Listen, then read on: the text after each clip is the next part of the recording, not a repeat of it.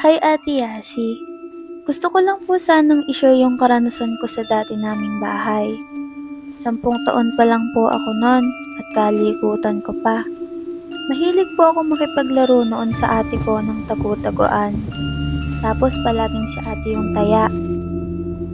Isang araw po, niyaya ko po yung ate ko makipaglaro ng tagu-taguan. Pumayag naman po siya. Tapos, siya po ang taya. Nagtago na po ako sa kwarto ng lola ko. May napansin po akong isang box na mukhang luma na. Dala po ng kalikutan at curiosity ng bata.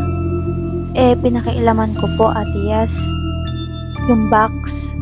May nakita po akong isang salamin na luma na at mga sulat na para sa lola ko. Pinakailaman ko po. At nang biglang pumasok yung ate ko at sinabi niyang, "Huli ka." Nabitawan ko po ang salamin at bumagsak po. Nabasag po yung salamin, Ate Yas. Mula po nang nabasag ko ang salamin, hindi na po ako pinatahimik ng mga iyak, kalabog at bulong. Hanggang ngayon po, na 32 years old na ako. Kailan ko lang po nalaman na yung salamin pala na yun ay nanggaling pa po sa 5 tao. At lahat po ng pinanggalingan ng salamin na yun ay namatay. Kasama na po ang lola ko.